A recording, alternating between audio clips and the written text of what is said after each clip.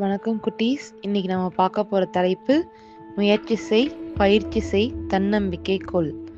அதாவது ஒரு குறிக்கோளை நோக்கி நம்ம முயற்சி செய்யணும். அந்த குறிக்கோளை அடையிறதுக்காக நம்ம பயிற்சி எடுத்துக்கணும். அதை அடைய முடியும்னு நம்ம மேல நம்ம தன்னம்பிக்கை வச்சுக்கணும். இதுதான் இன்னைக்கு நம்ம பார்க்க போற கதை. வாங்க கதைக்குள்ள போலாம். ஒரு கல்லூரியில ஆசிரியர் மாணவர்களுக்கு ஒரு தேர்வு வச்சாங்களாம்.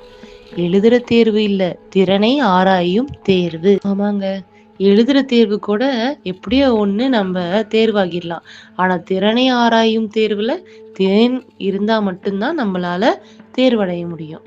அந்த ஆசிரியர் அந்த மாணவர்கள் கிட்ட 3 கற்களை கொடுத்தாங்களாம். ஒண்ணு சின்ன கல், ஒண்ணு கொஞ்சம் பெரிய கல், இன்னொன்னு அதை விட மிகப்பெரிய கல். அந்த ஆசிரியர் மாணவர்களை பார்த்து சொன்னாங்களாம், இந்த கல்லுல நீங்க எதை வேணாலும் உபயோகப்படுத்தலாம். ஆனா எனக்கு 30 மீட்டர் இந்த கல்லை நீங்க நகர்த்தி காட்டணும் அப்படின்னு சொன்னாங்களாம். மாணவர்களும் அவ்வளவுதானா அப்படின்ற மாதிரி, ஏதோ ஒரு கல்லு தானே சொன்னாங்க, சரி நம்ம சின்ன கல்லை எடுத்து 30 மீட்டர் தூரத்துக்கு எரியலாம் அப்படின்னு சொல்லிட்டு சின்ன கல்லை தூக்கி எரிஞ்சாங்களாம்.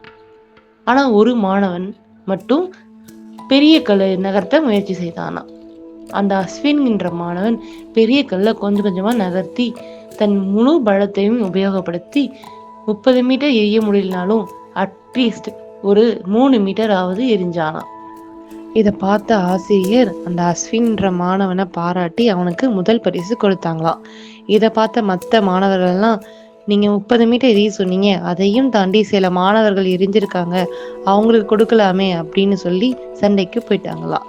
இதுக்கு ஆசிரியர் சிரிச்சுக்கிட்டே சொன்னாங்களாம், எல்லோரும் சிறிய கல்லை பயன்படுத்தி வெற்றி பாதையை அடைய முயற்சிக்கும் போது அவன் மட்டும் சற்றே கடினமான பெரிய கல்லை எடுத்து தன் வெற்றி பாதையை ஆரம்பித்தான். அந்த வெற்றி பாதையில் அவனுக்கு வெற்றி கிடைத்ததோ இல்லையோ, அவனுடைய முயற்சியை நாம் பாராட்ட வேண்டும். முயற்சி திருவினையாக்கும். இதை கேட்டிருப்பீர்கள் அல்லவா? எனவே அனைவரும் வாழ்க்கையில் முயற்சி செய்ய வேண்டும். எந்த ஒரு விஷயமுமே நமக்கு எளிமையாக கிடைக்காது. சில விஷயங்கள் கடினமாகவும் இருக்கும். எளிமையான வழியை தேர்வு செய்து நாம் முன்னேறி சென்றால் கடினமான விஷயங்கள் வரும் பொழுது நம் மனம் தளர்ந்துவிடும். எனவே வாழ்க்கையில் முயற்சி செய்ய வேண்டும். உங்களால் முடியாதா அந்த கல்லை நகர்த்துவதற்கு? ஏன் நீங்கள் முயற்சி செய்யவில்லை? ஏனால் நீங்கள் உங்களால் முடியாது என்று நினைத்து விட்டீர்கள். ஆனால் அவன் முயற்சி செய்தான். ஏனால் அவன் அதை நம்மால் செய்ய முடியும் என்று முதலில் நம்பினான். உங்கள் மீது நீங்கள் வைக்கும் நம்பிக்கைதான் உங்களை வாழ்க்கையில் முன்னேற்றும்.